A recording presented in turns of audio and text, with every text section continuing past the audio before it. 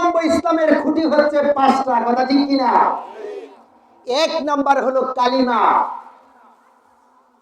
নামাজ, রোজা, হজ, যাকাত।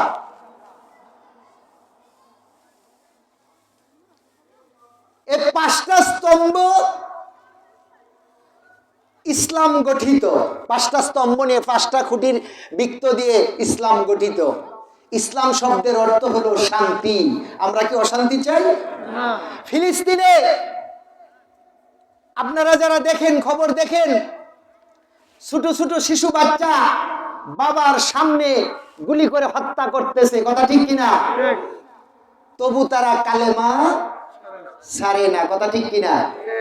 আল্লাহর পক্ষ থেকে একমাত্র মনোনীত ধর্ম হচ্ছে দ্বীনুল ইসলাম। ইসলাম ধর্ম হচ্ছে আল্লাহর পছন্দনীয় ধর্ম।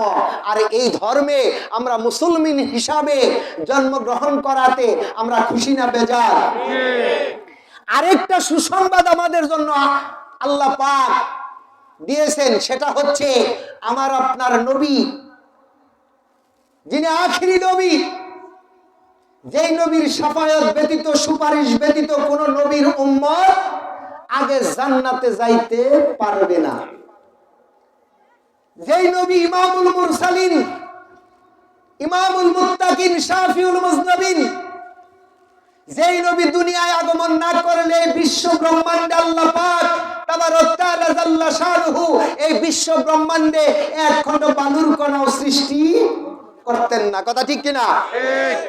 সেই নবীর উম্মত হতে পেরেছি। সেই নবীর উম্মত হিসাবে আজকের এই সেই নবীর ভাষা, সেই নবীর দেওয়া অনুযায়ী রিয়াজুল জান্নাহ বেহেশতের বাগানে আসার এবং বসার তৌফিক দিয়েছেন, বসতে পেরেছি। এজন্য সকলেই কালবে ধাক্কা দিয়ে জবান খুলে মহব্বতে শুকরিয়া আদায় করি। সকলেই বলি আলহামদুলিল্লাহ। আরো জবান খুলে একটু আগে জিকির করেছি কার? আওয়াজ দিবেন বাবারা, কথা বুঝেন না? ওয়াজ কিন্তু বক্তাই করে না, ওয়াজ করবেন আপনারা, আমি শুধু খালি হা করব। ওয়াজ করে শ্রোতারা, শ্রোতা দিয়া হলো বক্তার ওয়াজ। একটু আগে জিকির করেছি কার? প্রশংসা করেছি কার? আল্লাহর জিকির করেছি, আল্লাহর প্রশংসা করেছি। আল্লাহর দেওয়া জবান, আল্লাহর দেওয়া জান, আল্লাহর দেওয়া প্রাণ, এই আল্লাহর সব কিছু দেওয়া, এই আল্লাহর দেওয়া সকল কিছু নিয়ে নিয়ামত পাইয়া আল্লাহর শুকরিয়া আদায় করব। এখানে বখিলাতি করার, কৃপণতা করার কোন সুযোগ আছে?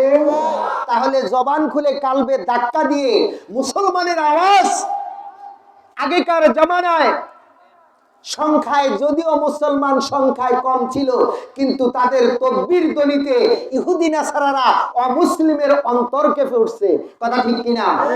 ওই মতন একটু কালবে ধাক্কা দিয়া শক্তি লাগাইয়া মহব্বতে চিৎকার করে বলি আলহামদুলিল্লাহ। তারই সাথে তার পিয়ারা হাবিব, আখিরি নবী, মায়ার নবী, দয়ার নবী, রাহমাতুল লিল আলামিন, শাফিউল মুজনবিন, যার দয়া ব্যতীত, সুপারিশ ব্যতীত, করুণা ব্যতীত আল্লাহর দেওয়া জান্নাতে যাওয়া কোনোভাবেই সম্ভব না। হাবিবুর রহমান, রাহমাতাল লিল আলামিন, হায়াতুন নবী, জান্দা নবীর কদম মুবারকে লক্ষ কোটি দরুদ সালাম সকলে চিৎকার করে পড়ি সাল্লাল্লাহু আলাইহি ওয়াসাল্লাম। সাল্লাল্লাহু আলাইহি ওয়াসাল্লাম। বাবাজিরা, বন্ধুরা আমার, যদিও সামিয়ানা ছোট, সামিয়ানা ছোট, আমরা চর্মচক্ষু দিয়ে দেখতেছি, কিন্তু আজকের এই মাহফিলের যে গুরুত্ব, টিকরি দক্ষিণপাড়া নতুন জামে মসজিদের উদ্যোগে আয়োজিত আজকের এই মাহফিল রিয়াজুল জান্নাহ, বাবারা বেহেশতের বাগানে সবাই ঢুকতে পারবে না, সবাই ঢুকতে পারবে না। ইসলামের ভিতরে আমার আপনার নবী বলে গেছেন বনি ইসরাইলের ভিতরে কাতার হবে ৭২টা, কিন্তু আমার আপনার নবী বলে গেছেন আমার উম্মতের ভিতরে কাতার ফেরকা হবে ৭৩টা। ফেরকা আরবি শব্দ, বাংলায় অর্থ হলো দল, দল হবে ৭৩টা। আল্লাহর নবী বললেন কুল্লুহু ফিন্নার, সমস্ত জাহান্নামী।